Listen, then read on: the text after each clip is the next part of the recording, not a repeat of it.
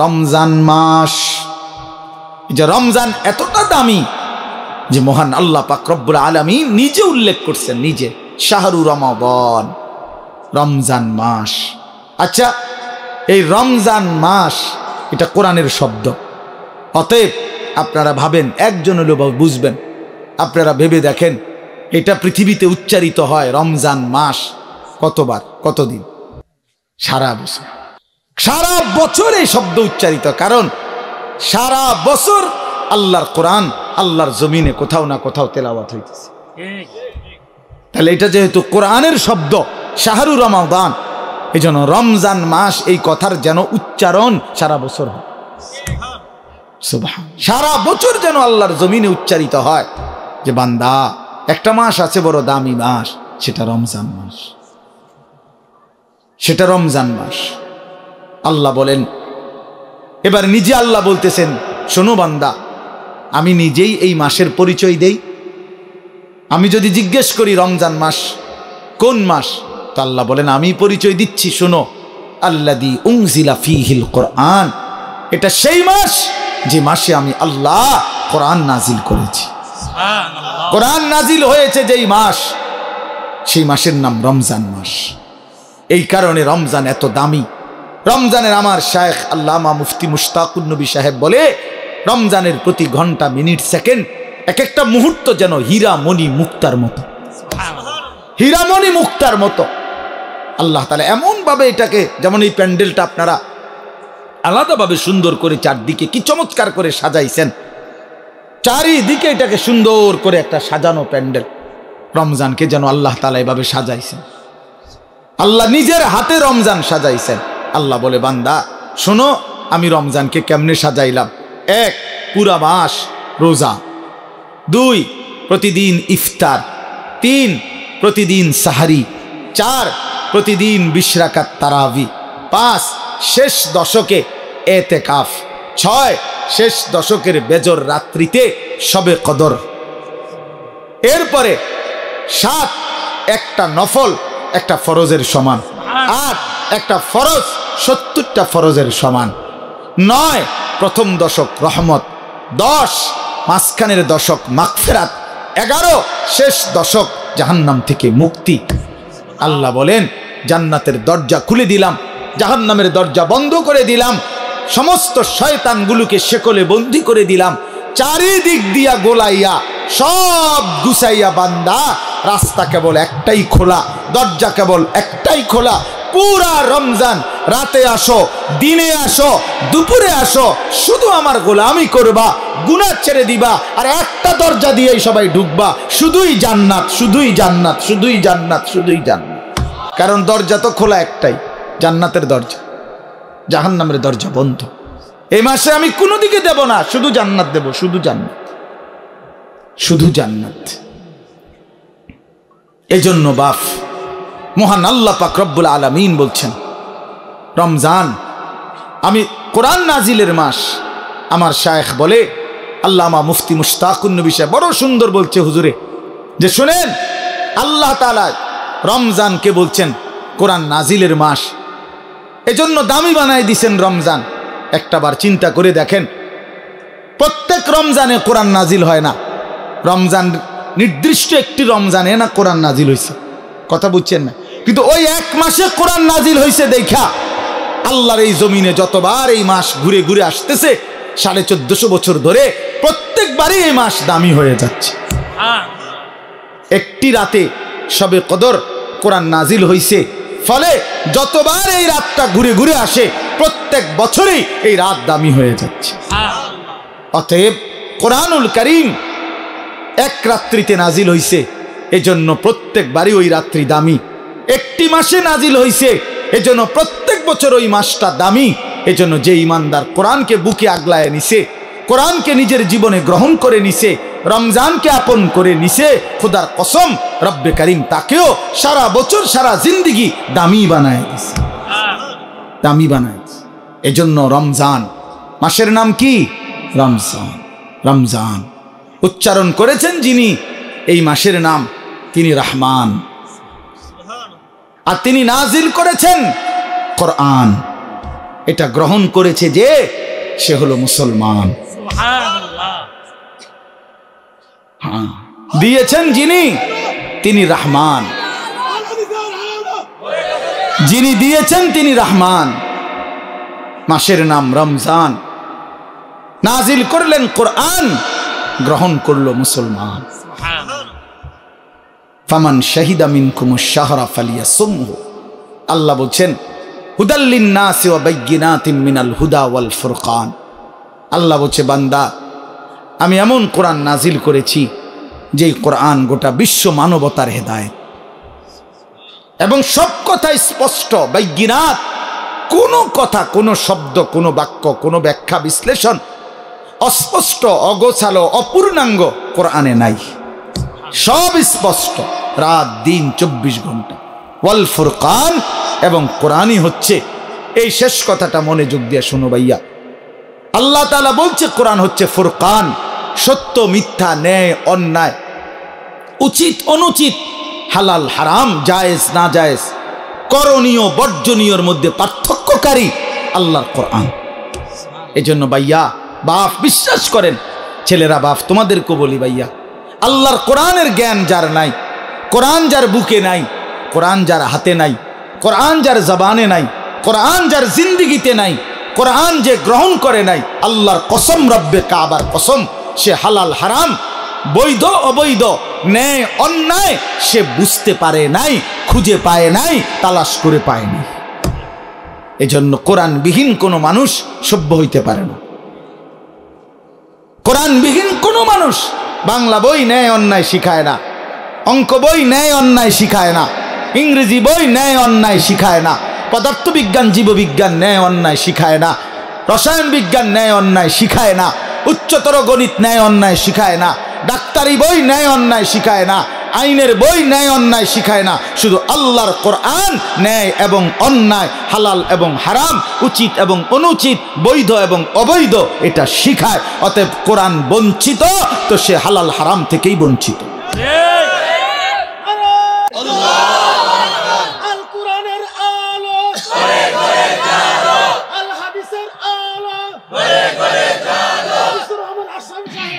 অতএব এটা ফিকির করা চাই, এটা পার্থক্যকারী জ্ঞান।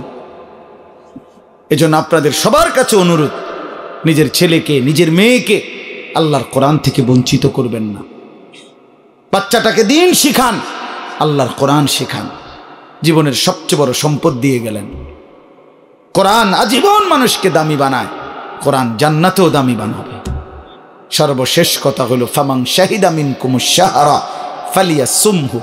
আল্লাহ বলছে অতএব এত বড় ফজিলতপূর্ণ রমজান মাস যদি তোমার জন্য মিলে, আল্লাহ নিজে কি মজা করে আল্লাহ বলছে বান্দা যদি রমজান পর্যন্ত তুমি পৌঁছো, তোমার জীবনে যদি রমজান মিলে, তুমি যদি হায়াত পাও, তো আমি আল্লাহ বলতেছি তুমি রোজা রাখো, তুমি রোজা রাখো, আমার হুকুম মাইনো, তুমি গুনাহ ছেড়ে দিও, তুমি আমার বন্দিগি একটা মাস কইরো। যদি বলি আল্লাহ 1 মাস আপনার হুকুম মানবো, ঠিক আছে, গুনাহ ছেড়ে দিব, রোজাগুলো এবং বিধানগুলো মানবো, শরীয়তের হুকুম, আপনি আমারে কি দিবেন? আল্লাহ বলে লাআল্লাকুম তাত্তাকুন, 1 মাসেই আমি আল্লাহ তোমারে মুত্তাকি বানিয়ে দেব। যদি বলি মুত্তাকি হলে কি হবে? আল্লাহ বলে জানো না, জান্নাত বানানোই হয়েছে মুত্তাকিদের জন্য। উইদ্দাত লিল মুত্তাকিন, জান্নাত বানানোই হয়েছে মুত্তাকিদের জন্য। অতএব যে মুত্তাকি সেই জান্নাতি, যে জান্নাতি সেই মুত্তাকি।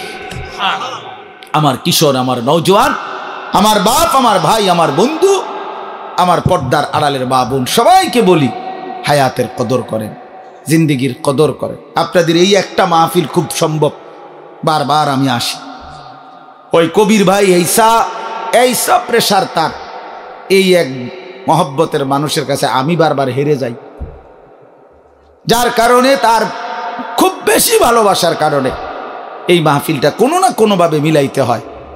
তা আল্লাহর দয়া আজকেও আসা হইছে। আমি সবার কাছে অনুরোধ করছি, আমাদের মাওলানা সানাউল্লাহ বয়ান করবে, আসছে ও মাশাআল্লাহ, ও অনেক সুন্দর বয়ান করে মাশাআল্লাহ। তো সে বয়ান করবে, দোয়া করবে। আমি দিল থেকে আপনাদের জন্য দোয়া করি, আল্লাহ তাআলা আপনাদের সবাইকে ঈমান আমলের জিন্দেগি দান করেন। আমার নওজোয়ান ভাই, তোমরা নষ্ট হইও না, চরিত্রহীন হইও না। মোবাইল, নারী, ছবি, এই জেনা, ব্যভিচার, মদ, জুয়ার আড্ডা থেকে ছোট ভাইয়া আল্লাহকে রাজি করো, হালালের উপরে চলো। ইনশাআল্লাহ দেখবা আগামী দিনে তোমরা ইমাম মাহদির পক্ষে লড়তে পারবা, তোমরা দাজ্জালের বিরুদ্ধে লড়তে পারবা। আগামীর ইসলামের পতাকা তোমাদের হাতে উড়বে ইনশাআল্লাহ, কালেমার পতাকা উড়বে ইনশাআল্লাহ। অতএব নওজোয়ান, হাল ছাইরো না, চরিত্রহীন হইও না, আল্লাহকে রাজি করো, সেজদা করো। ইনশাআল্লাহ গোটা দেশ, গোটা মহল্লাবাসী তোমার মহব্বত করবে, রব্বে কারীমও তোমাকে আদর করবে। আল্লাহ আমাদের ছেলেদেরকে মাফ করে দেন, কবুল করেন। হাদিসের মধ্যে আছে, আল্লাহর নবী সাল্লাল্লাহু আলাইহি ওয়াসাল্লাম বলছেন, আল কাইয়িসু মান দানা নাফসাহু ওয়া আমিলা লিমা বা'দাল মাউত। নবীজি বলেন, বুদ্ধিমান সে যে নিজের হিসাব করে এবং মৃত্যু পরবর্তীর জন্য আমল করে। অর্থাৎ প্রতিনিয়ত যে নিজের জিন্দেগির হিসাব রাখে, আজ আমার আখেরাতের অর্জন কেমন, আজ আমার দুনিয়ার প্রয়োজন পূরণ হলো কদ্দুর, আজ আমার আখেরাতের জন্য পুঁজি সংগ্রহ হলো কদ্দুর। এই এতটুকু বিবেক, অনুভূতি, বিচার বিশ্লেষণ যার নাই, তো সে বোকা, নির্বোধ, আহাম্মক। কোরআনুল কারীমের মধ্যে আল্লাহ তাআলা বলছেন, ওয়াল তানজুর নাফসুম মা কদ্দামাত লিগাদ। প্রত্যেকটা ইমানদারকে আল্লাহ তাআলা বলছেন, ইমানদার তুমি লক্ষ্য করো, হিসাব করো, আজকের দুনিয়া থেকে আগামীকালকের আখেরাতের জন্য তুমি কি পাঠিয়েছ, এটা হিসাব করো। তোমার হিসাব যদি তুমি না করো, কে করবে? নিজের ভালো, নিজের ভাবনা, নিজের বুঝ যদি কারো না বুঝে আসে, কে ভাববে? কে ভাববে? আমাকে নিয়ে ভাববে কে? এই পৃথিবীর সবাই তো ব্যস্ত, সবাই সবার জায়গায় কিছু না কিছু কম বেশি, দরকারি বেদরকারি, প্রয়োজনীয় অপ্রয়োজনীয় কোনো না কোনো কাজে ব্যস্ত। সময় ঠিকই যাচ্ছে, হয় ঘুমে, নয় অবহেলায়, নয় অলসতায়, নয় পরিশ্রমে, একটা না একটা কিছু কইরা সময় তো চলে যাচ্ছে। কার হিসাব কে নিবে? কার জিন্দেগির খবর কে রাখবে? এজন্য বলে যে হাসিবু ক্বাবলা আন তুহাসাবু। আল্লাহ পাক তোমার হিসাব নেওয়ার আগে তুমি নিজের হিসাব নাও, তুমি নিজের হিসাব নাও। এজন্য মনোযোগ জরুরি, মনোযোগ জরুরি। আন্তরিকতা নিয়ে শুনলে ধীরে ধীরে বিবেক জাগে। একদিনে মানুষ বদলায় না, কিন্তু ধীরে ধীরে শুনতে শুনতে একটা সময় জিন্দেগি বদলায়। একটা পাথরের উপরেও যদি ধারাবাহিক পানি পড়ে, বৃষ্টির ফোঁটা, একটা সময় এই শক্ত পাথরের মধ্যে একটু ছিদ্র হয়ে যায়, ডাইবা যায়। তাইলে আল্লাহর কোরআন, আল্লাহর কথা, আল্লাহর কালাম আমাদের জন্য, নওজোয়ান ভাই, কিশোর ছেলে, তোমাদের জন্য বাবা, সব সময়ই যদি আল্লাহর কথাকে প্রত্যাখ্যান করো, শুনবা কখন? কোনো সময়ই যদি কোরআন তোমার গায়ে না লাগে, তোমার বিবেকে না লাগে, তো শুনবা কখন ভাই? আল্লাহর কোরআন কি কখনোই তোমার জন্য আগ্রহের বস্তু হবে না? কোনো সময় মনোযোগ আসবে না? কোরআন শরীফে আছে, ফাবি আইয়ি হাদিসিম বাদাহু ইউমিনুন। আল্লাহ বলে, বান্দা, কোরআনের চাইতে দামি আর কোন কথা বললে তুমি বিশ্বাস করতে? বলো, এর চাইতে দামি আর কি বলতাম আমি আল্লাহ? আমি আল্লাহ বলেছি, সর্বশ্রেষ্ঠ ফেরেশতা জিব্রাইলের মাধ্যমে পাঠিয়েছি, সর্বশ্রেষ্ঠ রাসূল আমার প্রিয় বন্ধুর কাছে পাঠিয়েছি। 23 বছর আমি আল্লাহ বলছি, 30 পারা কোরআন নাজিল করেছি। এরপরে আর কি বলতাম আমি? কিভাবে বলতাম? এর চাইতে দামি, এর চাইতে শ্রেষ্ঠ আর কোন কথা বললে তুমি মেনে নিতে? কোরআন শরীফে আল্লাহ জানতে চাইছে আমাদের কাছে। এই জন্য দোস্ত, এই জন্য বাপ, খুব লম্বা বয়ান করার মতো সময় সুযোগ আমার কাছে নাই। আমি প্রথম অনুরোধ করলাম, মনোযোগ থাকা দরকার। আমার বয়ান হোক আর যার বয়ানই হোক, নিজ মহল্লার ইমাম সাহেবের বয়ান হোক আর একেবারে চাঁদের দেশের হুজুর হোক, যে মনোযোগী হয় তার জিন্দিগি বদলায়। মনোযোগী না হলে গাফেল, তো আপনার জন্য কাবা শরীফের ইমাম আনলেই কি, আপনার জন্য মদিনার মসজিদে নববীর ইমাম সাহেব আনলেই কি, আপনার তো সিদ্ধান্ত পরিবর্তন হবেন না। তাইলে পৃথিবীর সবচেয়ে বড় হুজুর আনলেই কি হবে আর না হবে? যে সিদ্ধান্তই নিছে যে আমি ফজরের নামাজ পড়ব না, তো তার জন্য হুজুর বদলাই লাভ কি? যে সিদ্ধান্তই নিছে আমি হালাল খাবো না, আমি সুদ কিস্তি এটা ছাড়বো না, এটা আমার সিদ্ধান্ত, তাইলে তার জন্য হুজুর বদলাইয়া লাভ কি? বড় থেকে বড় হুজুর এনে লাভ কি ভাইয়া, যদি আমার দিল উল্টানো থাকে? এই যে হাদিসের মধ্যে আছে, আল্লাহ নবী, ভাই বুট খায়ও না, বুট খায়ও না, মনোযোগ দাও।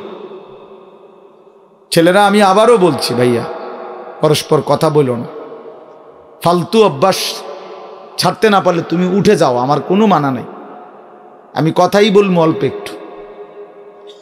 দোস্ত মনোযোগ না দিলে তুমি বাহিরে ঘোরো, আমার কোনো অসুবিধা নাই। বললাম আমি ব্যক্তিগতভাবে শ্রোতা গুণী না, এটা আমার কোনো সময়ের মাথা ব্যথা না, ছোট বড় সব মাহফিলে আমি সমান তালে বয়ান করি, এটা আমার আজীবনের অভ্যাস আলহামদুলিল্লাহ। এই অঞ্চলটা আমার পায়ে হাঁটা অঞ্চল, এখনো না আমি আসছি গাড়িতে, কিন্তু আমি তো এগুলো পায়ে হাঁটাই আসছি। তাইলে যখন আমার আরো ছোট ছোট মাহফিল ছিল, তখনও আমি 3-4 ঘন্টা বয়ান করে গেছি। ব্যস্ততার কারণে সময় মিলানো যায় না, এতটুকুই সমস্যা, আর কিছু না। জোহরের পর থেকে বয়ান শুরু হয়েছে, এখনো চলতেছে, আরো বয়ান আছে। হ্যাঁ, মুরাদনগর আবারও বয়ান আছে আমার। এটা এমনি বললাম, অর্থ হইল আল্লাহর জন্য বলতে থাকা। এজন্য দোস্ত বন্ধু আমার, মনোযোগ দিলে ভালো। জীবনটা সবসময় একরকম খামখেয়ালি গাফলতি অবহেলায় চলে গেল, তো রাত তো আর ফিরবে না, দিন তো আর ফিরবে না, এই সময় আর হবে না। 17ই ফেব্রুয়ারি 2025 আর আসবে না।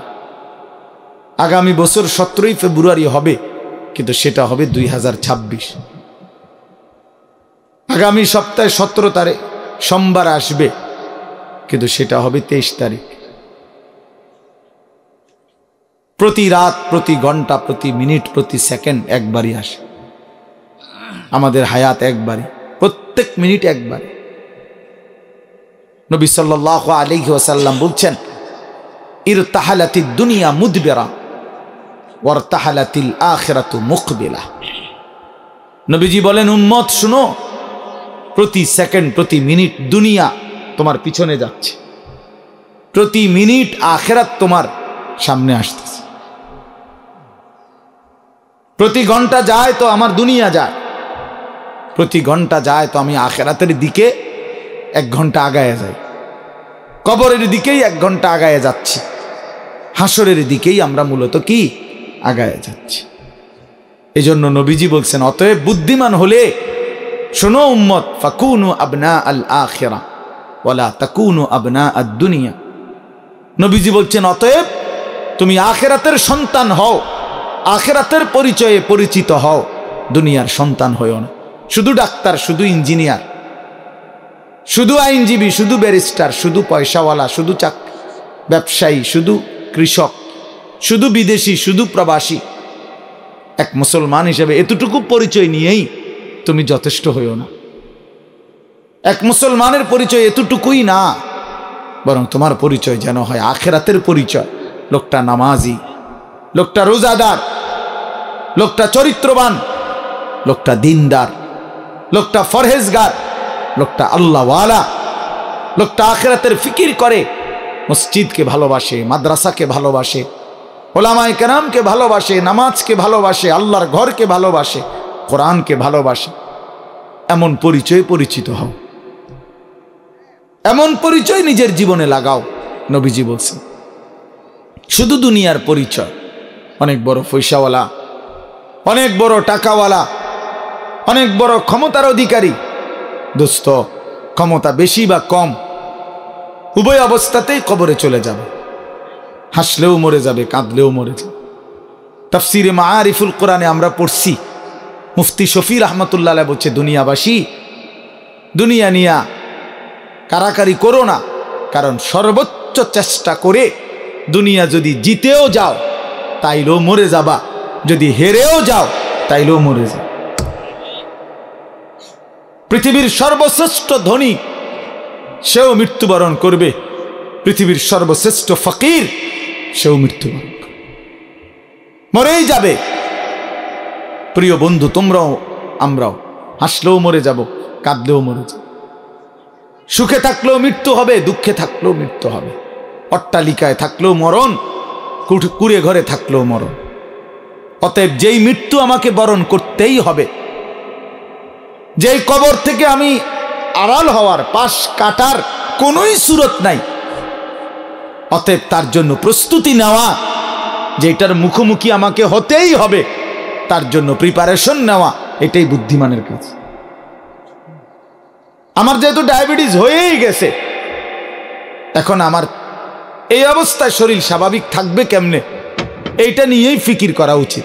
আমার যেহেতু গ্যাস্ট্রিক হয়েই গেছে, আমার যেহেতু এই রোগ হয়েই গেছে, এখন বিবেকবান বুদ্ধিমান উচিত যে এই অবস্থায় আমি সুস্থ থাকবো কিভাবে। ঠিক মনে করেন এরকম, আমাকে যেহেতু কবরে যেতেই হবে, আমাকে যেহেতু মরতেই হবে, অতএব এখানে উচিত বিবেক দিয়ে যে অতএব আমাকে কবরে ভালো থাকবো কিভাবে তার ফিকির করা। কারণ কোন যুক্তি দিয়ে, পৃথিবীর সর্বশেষ যুক্তি প্রযুক্তি দিয়েও তো আমি কবর থেকে বাঁচতে পারবো না।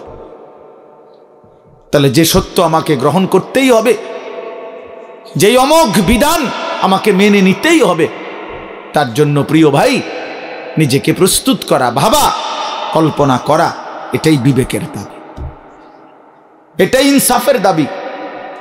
এই জন্য ছেলেদেরকে বললাম, বাবা, কিশোর নওজোয়ান বয়সে তুমি ফিকির করো, তুমি সুস্থ সবল সামর্থ্যবান, শরীর স্বাস্থ্য জীবন যৌবন সব সুস্থ আছে, শক্তি আছে, এই সময়ে যদি কোনো ভাবনা না আসে তো বুড়াকালে কেমনে ভাববা? বয়সকালে তো ভাবনার সময় না। কোরআন শরীফে স্পষ্ট আছে, আমিনকুম মান ইউরাদ্দু ইলা আরদালিল উমর লিকাই লা ইয়ালামা মিন বাদি ইলমিন শাইআ। আল্লাহ বলেন, মানুষকে আমি পর্যায়ক্রমে ধীরে ধীরে, অনেক মানুষকে আমি এরকম নিষ্কর্মা বৃদ্ধ বানিয়ে দেই যে ফলে সে যে জিনিসগুলো ইতিপূর্বে জানতো, একটা পর্যায়ে সে আর কিছুই জানে না, এখন আর কিছুই বলে না, কিছুই বুঝবে না। এই চাচা এখন আর কিছুই বুঝবে না, জিজ্ঞাসা করে দেখো, তার আর কোনো অনুভূতি নাই। তার কাছে এখন আর দুনিয়া বরাবর সবকিছু, হাসিও বরাবর, কান্নাও বরাবর, রাতও বরাবর, দিনও বরাবর, আনন্দও বরাবর, বেদনাও বরাবর। ওনার তো আর সেই ফিলিংসটাই নেই। আমার মারে দেখছি আমি, আজীবন মা কত নামাজ পড়তেন, তিলাওয়াত করতেন, তসবিহ পড়তেন, 500 দানার তসবিহ পড়তেন মা। আর মা এখন এত অসুস্থ হয়ে গেছে, বৃদ্ধ, নামাজের কথা কোনো 10 বার 20 বার বললে হ্যাঁ মানে বুঝে না, কি করবো এটা বুঝে না, অজু করতে কইলে মা বুঝে না। তাহলে আমি তো আমার মায়ের চোখে দেখা সাক্ষী, আমি তো মাকে দেখছি। মা আমার সেই সকাল থেকে রাত পর্যন্ত কত নামাজ পড়তেন, কত কোরআন তিলাওয়াত করতেন। আমার মায়ের সেই জিন্দিগি তো আমি দেখছি ভাইয়া। এই জন্য আমরা, এটাই সত্য, এটাই বাস্তবতা, আমাদেরকে যেতেই হবে। 3 অবস্থার যে কোনো একটা হবেই। হয় একদিন এই শক্ত সামর্থ্য শরীর দুর্বল অসুস্থ হয়ে যাবে, নয়তো বৃদ্ধ হয়ে যাবে, নয়তো তার আগেই কবরে পৌঁছে যাবে। প্রিয় বন্ধু, প্রিয় বাপ, আমাকে এটা বরণ করতেই হবে, আমাকে এটা বরণ করতেই হবে। এজন্য আমি অনুরোধ করছি, ওই দেখেন ওই ছেলে বারবার মোবাইল উঠাই আয়, মানে অসভ্য, কিছু ছেলে আছে অসভ্য, এমন গাদ্দার যে কারো কোনো কথা শুনব। হের কথা হইল যে মানে অনেক ছেলের যে হুজুর আমি এর থেকে ভালো মানুষের কথাই শুনি না, আপনার কথা শুনবো কিন্তু না না, এটাই বা হাসি না, এটা কলিজা পাথর হওয়া। এমন গাদ্দার যে কোনোভাবেই আমি নিষেধ করলাম। ওই যে ওই আরেক অপদার্থ হাসে, এই দেখছেন, এই যে এখন নামাইল, এই জিন্দিগি, হে নিজে নিজে হাসে মোবাইলের দিকে। মানে কাকে বলে, কেন বলে, কি জন, আমার এত কিছু, আমি এবং আমার মোবাইল, পৃথিবীতে এরপরে আর কিছু আছে বা নাই এটা আমার জানার বিষয়। শেষ, আমি এবং আমার একটা মোবাইল, এটাই রাত, এটাই দিন, এটাই হাসি, এটাই কান্না, এটাই আনন্দ, এটাই বেদনা, খালাস। মোবাইল দেখতে দেখতে ঘুমাচ্ছে, মোবাইল দেখতে দেখতে ঘুম থেকে উঠতেছে, রাত গভীর হয় মোবাইলে, ভোর আলোকিত হয় মোবাইলে। আহা প্রিয় নওজোয়ান, আল্লাহ পাক তাইলে আমাদেরকে জন্যই সৃষ্টি করছেন। মাত্র 15,000 টাকা 14,000 টাকা দামের একটা মোবাইলের কাছে হেরে গেলাম। এত সুন্দর জীবন, অনন্তকালের আখিরাত সব ত্যাগ করে দিলাম। কি বন্ধু, চিরস্থায়ী জান্নাত ছেড়ে দিলা, জাহান্নামের জন্য সিদ্ধান্ত নিয়েই নিলা। এই নারী, এই ছবি, এই উলঙ্গ দৃশ্য, এই জিনা, এই ব্যভিচার, খোদার কসম ধীরে ধীরে তোমার জাহান্নামের দিকেই নিয়ে যাবে। নুআল্লিহি মা তাওয়াল্লা ওয়া নুসলিহি জাহান্নাম। আল্লাহ বলছে, যে বান্দা আমার রাসূলের বিরুদ্ধাচরণ করবে এবং আমার ঈমানদার বান্দারা যে পথে চলে তার উল্টো পথে চলবে, আল্লাহ বলেন আমি তাকে সেই উল্টো পথেই চালাবো এবং একদিন সত্যি সত্যি আমি তার জাহান্নামে ফেলে দেব। খোদার কসম বাপ, এটা কোরআন শরীফের আয়াত। আমি এই মাত্র বলে আসছি, বলছি তোমরা যারা আমার একটা কথা মনে করো বাপ, ছেলেদেরকে তোমাদেরকে বলি, বাবা সারা দিন সারা রাত মোবাইলে নারী দেখো, ছবি দেখো, নাচ গান, এক ওয়াক্ত নামাজ যারা পড়ো না, কোনো দিন যারা ফজরের নামাজ পড়ো না, হালাল হারামের কোনো পার্থক্য নাই, কিন্তু কেউ তোমারে ফিরায় না। তোমার মা, তোমার বাবা, তোমার পাড়া, তোমার মহল্লা, তোমার দেশবাসী, কেউ তোমার নিয়ে একটু ভাবে না, কেউ তোমার একটু ফিরায় না, একটা বার বলে না যে এই বাবা তুই কোন রাস্তায় যাচ্ছিস, কিরে তুই মুসলমানের ঘরে জন্ম নিয়ে এত নষ্ট হয়ে যাচ্ছিস কেন? যাকে কেউ ফিরায় না, কেউ বলে না, কেন বাপ? একটা বার, একটা ছেলে শুধু তুমি আমার কথা ভাইবো যে কেউ তোমারে ডাকে না কেন? 365 দিনে খোদার একটা বছরে কোনোদিন ফজরের নামাজ পড়লা না, অথচ কেউ তোমার একটু বলেও না কিরে বাবা তুই মুসলমানের ঘরে জন্ম নিয়ে ফজরের নামাজ পড়স না কেন? সারাদিন রাত তুমি মোবাইলের মধ্যে নারী নিয়ে, ছবি নিয়ে পড়ে থাকো, কিন্তু আপন মা বাবা, আত্মীয় স্বজন, পাড়া পড়শি কেউ তোমারে ফিরাইবার জন্য একটু ডাকেও না, বলেও না। এমন হয়ে গেল কেন তোমার জীবনটা? কেউ তোমারে বাঁচাইতে চায় না কেন? মনে রাখো বাপ, মূল কারণ একটাই, তোমার উপরে আল্লাহর লানত পড়ছে, খোদার লানত, খোদার গজব পড়ছে তোর উপরে। এই জন্য আল্লাহর লানত পড়ে যার উপরে, তার থেকে গোটা সৃষ্টি মুখ ফিরায় নেয়। এটা মুখ ফিরায় নেয়, এটা জরুরি বিষয়, মুখ ফিরিয়ে নেয়। আমার মার বয়স এই মাত্র বললাম, আমার মা আমি বললাম কিছুই বুঝে না, কিন্তু সেই মা আমার এখনো মনে আছে। একটা আশ্চর্য বিষয় হলো 75 বছরের কম হবে না আমার বয়স, মা আমার এখনো আমারে বলে, আমারে দেখলে বলে বা আমগরে বলে, আমার 44 বছর বয়স, আমার 4টা সন্তান আছে, আমি আজকে 21 বছরের চাইতে বেশি ওয়াজ মাহফিলে যাই আলহামদুলিল্লাহ আল্লাহর দয়া। কিন্তু কসম আল্লাহর, মা এখনো আমারে বলে ফুত নামাজ পড়ছো, নামাজ পড়ছো। আমারে সব সময় বলে মা ফুত চাইও, মানুষের কত আনে মাহফিলে যাও, মানুষের লগে চাইও টাকা পয়সা লইয়া, ঝামেলা কইরো না। কতবার যে কইছে এই কথা, এটা মা আমারে আমার জীবনে। কিরে বেটা, আমার ৭৫ বছরের মা তো, আমি ৪৪ বছরের ছেলে, আমি আমারে আজও ডাকে, তোরে কেন ডাকে না? তোর উপরে কোন খোদার লানত পড়ছে বেটা? এই জন্য তো অব্যাহত ভাবে চোখের সামনে ছেলেটা চরিত্রহীন হয়ে যাচ্ছে, লম্পট হয়ে যাচ্ছে, এক ওয়াক্ত নামাজ পড়ে না, কেউ তারে ডাকে না। আহা, কেন এমন হয়ে গেল বাপ? তুমি এত বড় বঞ্চিত হইলা কেন? বলো ভাইয়া, তুমি মনে করছো তুমি সুখের সাগরে হাবুডুবু খাচ্ছ? না ভাইয়া, তুমি তো ধ্বংসের সাগরে হাবুডুবু খাচ্ছ।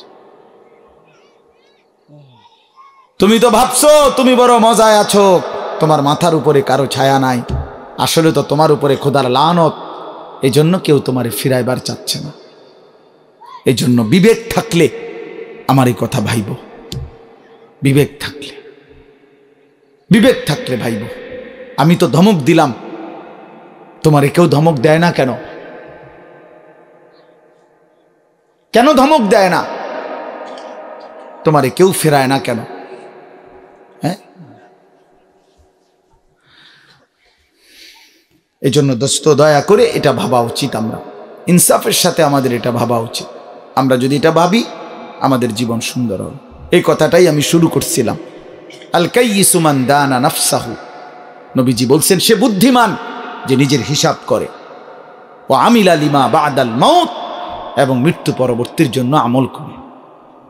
সেভাবে আমি কে, আমারে কে বানাইলো, আমি আসলাম কোত্থেকে, কেন বানাইলো, আত্ম উপলব্ধি, নিজের বিবেক, নিজের জাগা।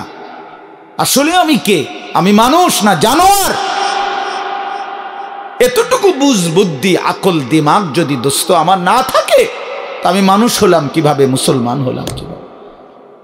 মাসালুল লাযী ইয়াযকুরু রাব্বাহু ওয়াল্লাযী লা ইয়াযকুরু রাব্বাহু মাসালুল হাইয়্যি ওয়াল মাইয়্যিত। নবীজি বলছেন যে আল্লাহকে স্মরণ করে আর যে করে না, এই দুইজনের মধ্যে উদাহরণ হলো একজন জীবিত, একজন মৃত। নাফরমান মুর্দা, ইমানদার জীবিত। রাসূলুল্লাহ সাল্লাল্লাহু আলাইহি ওয়াসাল্লাম বলছেন, ইন্নাল্লাযী লাইসা ফী জাওফিহি শাইউম মিনাল কুরআন কাল বাইতিল খারিব। প্রিয় বন্ধু শোনো, নবীজি সাল্লাল্লাহু আলাইহি ওয়াসাল্লাম বলছেন, যেই কলিজার ভিতরে আল্লাহর কোরআন নাই, কোরআন কিছু পরিমাণ কোরআন শরীফও নাই, 10টা সূরাও শুদ্ধ পড়তে জানে না, 10টা সূরাও মুখস্থ পারে না, আল্লাহর কালামের কিচ্ছুই জানে না, আল্লাহ রাসূল সাল্লাল্লাহু আলাইহি ওয়াসাল্লাম বলছে ওই নাফরমানের দিল হলো কাল বাইতিল খারিব, সারা বাড়ি, আলগা বাড়ি, যে বাড়িতে আগে থাকতো এখন থাকে না, নতুন ঘরে উঠে গেছে, ওই ঘরের এখন কোনা ভাঙ্গা গেছে, এই ঘরের এখন দুয়ার ভাঙ্গা গেছে, টিন সাল ফইরা গেছে, এখন সারা বাড়িটা আলগা বাড়ি, বিরান ঘর। সেই ঘরে এখন কুত্তা থাকে, সেই ঘরে এখন বিড়াল থাকে, সেই ঘরে এখন সাপ বিচ্ছু থাকে, মানুষ থাকে না। খোদার কসম, নবীজি বলছে যে কলিজার ভিতরে আল্লাহর কোরআন নাই, ওই কলিজার ভিতরে মানুষ থাকে না, কুত্তা থাকে, কুত্তা। এই কুত্তা থাকে, কুত্তা, কুত্তা থাকে ওই কলিজার ভিতরে, সাপ থাকে, বিচ্ছু থাকে, ওটাতে বিড়াল থাকে, ইন্দুর থাকে, কেচ্ছা থাকে, মানুষ থাকে না।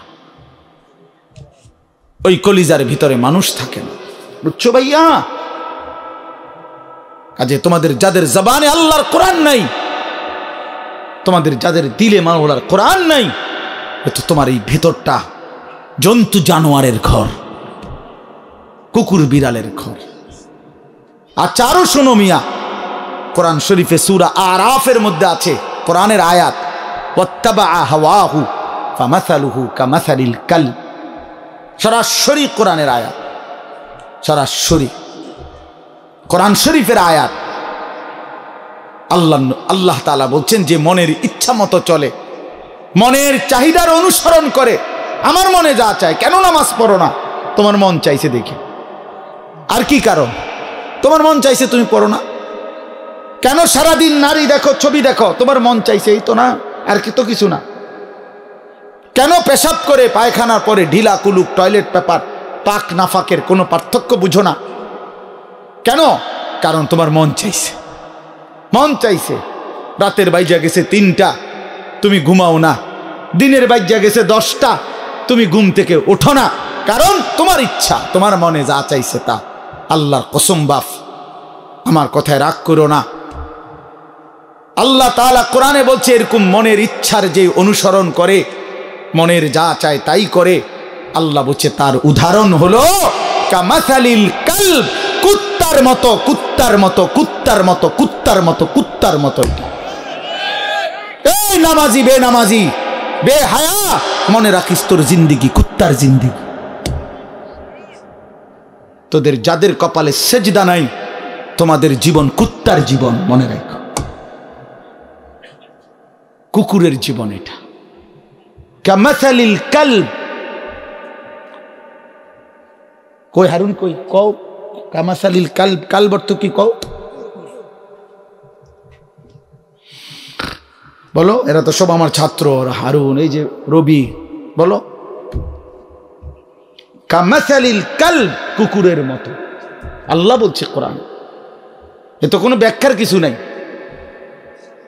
যে এক হুজুর কইছে এটা, আরেক হুজুর কইছে এটা, এরকম কথা বোঝেন নাই এমনি।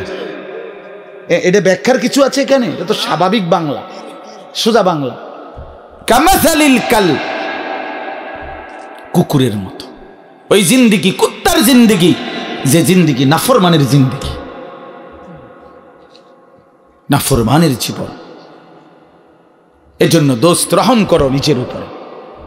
আমার চিৎকার চেঁচামেচির একটাই মাকসাদ, সারাটা বছর আমি চিল্লাই, এই এক কথার ফেরি করি, তুমি তোমারে কদর করো। আমার বাবা, আপনাদেরকেও বলি, বাবারা যারা বয়স্ক আছেন, আপনি ইনসাফের সাথে বলেন, আপনি মুসলমান, 60 বছর ধরে আপনি মুসলমান, আপনি এখনো বিড়ি সিগারেট খান, আপনি ফিরবেন কখন? বলেন বাবা। 60 বছর ধরে এখনো আপনি চা দোকানে, টেলিভিশনে নাচ গান না দেখলে আপনার রাতের ঘুম হয় না। আস্তাগফিরুল্লাহ, এত বছরেও আপনার নাফরমানি ছাড়ার সময় হয় নাই? 60 বছর বয়সেও মুসলমান গালি দেয়, 60 বছর বয়সেও মুসলমান কিস্তি নেয়, 60 বছর বয়সেও মুসলমান সুদ খায়, 60 বছর বয়সেও মুসলমান টেলিভিশনে নাচ গান নর্তকীর ছবি দেখে। ছি ছি ছি ছি, এত নির্লজ্জ, এত বেহায়া ইমানদার বুড়া মানুষ হইতে পারে না। এত বেহায়া কোন ইমানদার বুড়া হইতে পারে না বেটা। এটা বুঝা উচিত, এটা ভাবা উচিত। আলাম ইয়ানি লিল্লাযীনা আমানু আন তাখশা কুলুবুহুম লিযিকরিল্লাহ। আল্লাহ বলছে, মুমিন, আমি আল্লাহর ভয়ে তোমার মনটা নরম হওয়ার সময় আজও হয়নি? আমারে ডাকবা না তাইলে? আলাম ইয়ানি লিল্লাযীনা আমানু আন তাখশা কুলুবুহুম লিযিকরিল্লাহ ওয়া মা নাযালা মিনাল হক। রব্বে কারীম বলে, বান্দা আমার স্মরণ, আমার জিকির, আমার বন্দিগি, আমার কোরআন পড়বার জন্য তোমার মনটা নরম হওয়ার সময় আজও কি হয়নি? আল্লাহ যেন ডাক দিয়ে বলছে, যুবক, 365 দিন তো হয়ে গেল, একটা বছর চলে গেল, বান্দা কোনোদিন ফজরের নামাজ পড়লা না, তাহলে কি বান্দা আর কোনোদিন পড়বা না? এই ফয়সালা দিয়ে ফেললা। 30 বছর ধরে সুদ খাও বান্দা, তাহলে কি এই সিদ্ধান্তই নিলা আর কোনোদিন ছাড়বা না? 20 বছর ধরে দাড়ি কাটতেছ, তাহলে কি এই ফয়সালাই নিলা যে আর কোনোদিন দাড়ি রাখবা না? 20 বছর ধরে ঘরে রঙিন টেলিভিশন চলে, প্রতিদিন নাচ গান নর্তকীর ছবি, তাহলে কি মুমিন ফ্যামিলির জন্য এটাই সিদ্ধান্ত নিয়েছ যে আমি আমার পরিবারকে আল্লাহর নাফরমানির উপরেই রেখে যাব? এটা কি নাফরমানি না? কথা বলেন না? তাইলে আর কোনোদিন কি ফিরবা না? আল্লাহ জানতে চাইছে, আল্লাহ জানতে চাইছে, বান্দা সময় কি আজও হয়নি? আমারে কি ডাকবা না? আমি কি একটা সেজদা পাবো না? আল্লাহ বলেছেন, আমি তো দুনিয়া বাদ দিতে বলি নাই। ওয়ালা তানসা নাসীবাকা মিনাদ দুনিয়া, দুনিয়া ভুলে যেও না। স্ত্রী তো আমি দিয়েছি, সন্তান তো আমি দিয়েছি, এই জীবনে যা উপার্জন করছো তো আমি দিয়েছি। ওয়াফিস সামাই রিজকুকুম ওয়া মা তুআদুন, আল্লাহ বলেন আসমানে তোমাদের রিজিক, জমিনে না। কোথায়? ওয়াফিস সামাই রিজকুকুম, তোমাদের রিজিক আসমানে। মা উরিদু মিনহুম মির রিজকিন ওয়া মা উরিদু আন ইউতঈমুন, আল্লাহ বলে বান্দা আমি তোমাদের কারো কাছ থেকে কোনো রিজিক চাই না, তোমরা কেউ আমাকে খাওয়াইতে হবে আমি এটাও চাই না। ইন্নাল্লাহা হুয়ার রাজ্জাকু যুল কুওয়াতিল মাতিন, নিশ্চয়ই আল্লাহই হচ্ছেন সুবিশাল ক্ষমতার অধিকারী, রিজিক দাতা। কায়নাতকে তো আমি খাওয়াই, আমারে তো কেউ খাওয়াইতে হয় না। সবার আশ্রয় তো আমি দেই, আমারে তো কেউ আশ্রয় দিতে হয় না, আমি তো সব করি। ওয়া ইন আমসাসকাল্লাহু বিদুররিন ফালা কাশিফা লাহু ইল্লা হু, আল্লাহ বলে বলো না বান্দা আমি যদি কাউকে মুসিবতে ফেলি তাইলে সেই মুসিবত থেকে উদ্ধারকারী আমি ছাড়া আছে কে? কে আছে? কে বলে না বাপ কে? ফালা কাশিফা লাহু ইল্লা হু, আমি ছাড়া উদ্ধারকারী কেউ নাই, কেউ নাই।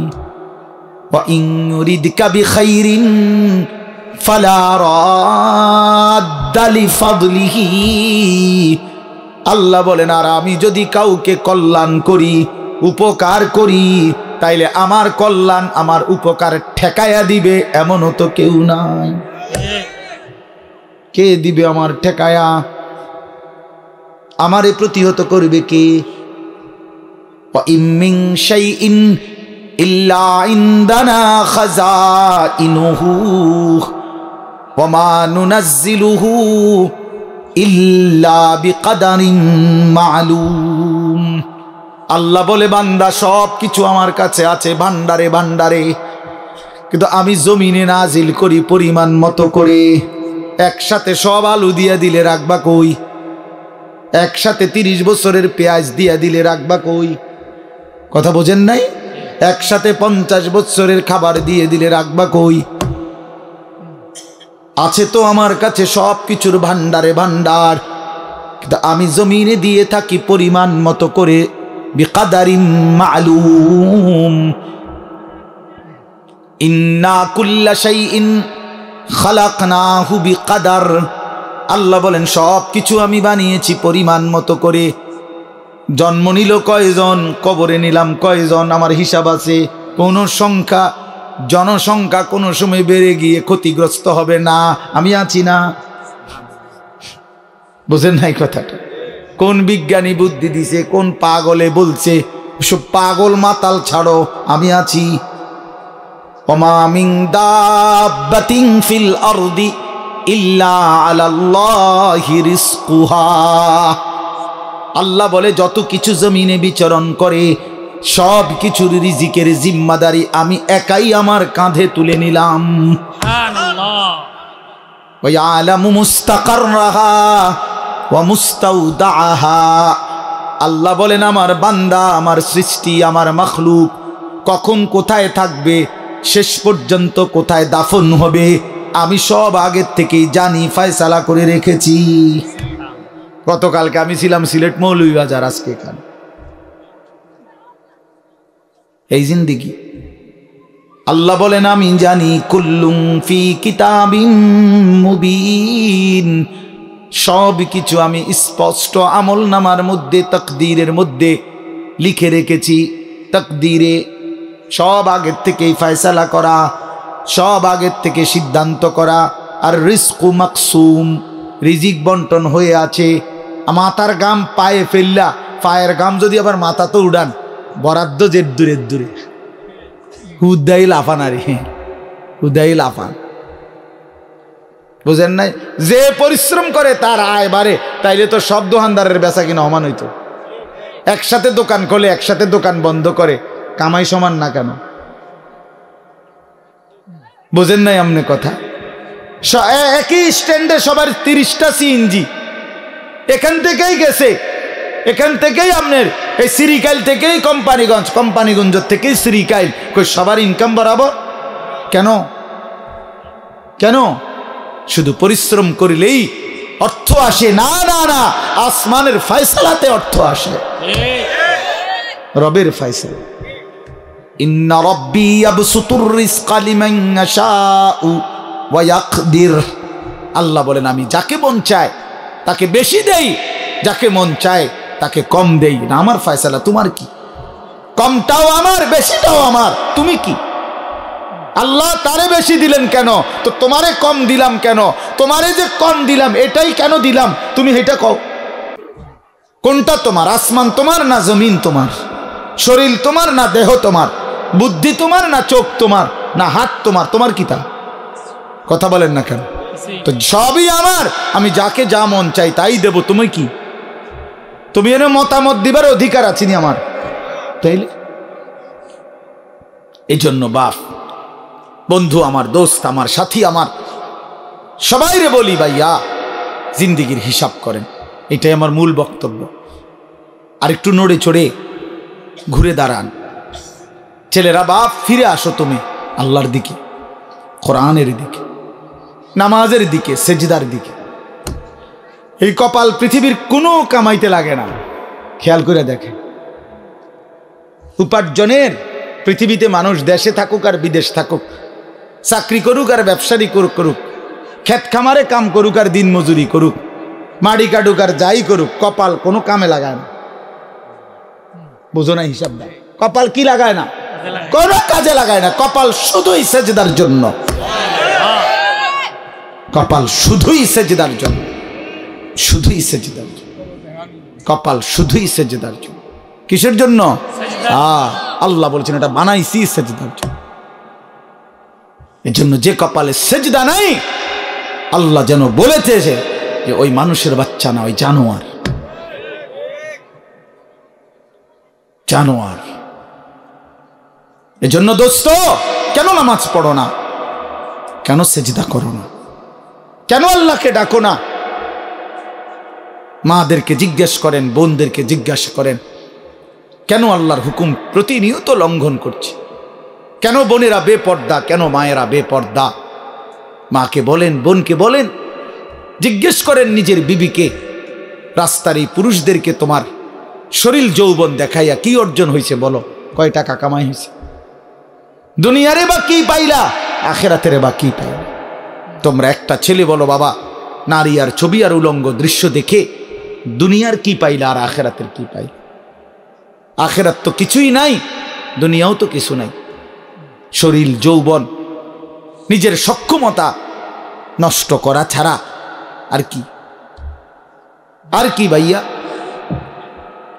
এই জন্য আমি অনুরোধ করছি আপনাদের কাছে, আমরা যদি প্রত্যেকেই ভাবি আমরা ইমানদার, আমরা মুসলমান, আমাদের জিন্দিগি আখেরাত, আর এই আখেরাতের সবচেয়ে বড় ফিকির যদি আমার বিবেকে ঢোকে যে আসলে আমার জীবন আখেরাতের জন্য, আমারে আল্লাহ বানাইছেন আখেরাতের জন্য, আমারে আল্লাহ ঈমান দিয়েছেন জান্নাত দেওয়ার জন্য, তাইলে আমাদের জন্য সর্বশ্রেষ্ঠ নিজের জীবন গঠন, আখেরাত গঠন, জান্নাত অর্জন, জাহান্নাম থেকে মুক্তির সর্বশ্রেষ্ঠ মৌসুম মাহে রমজান। কি?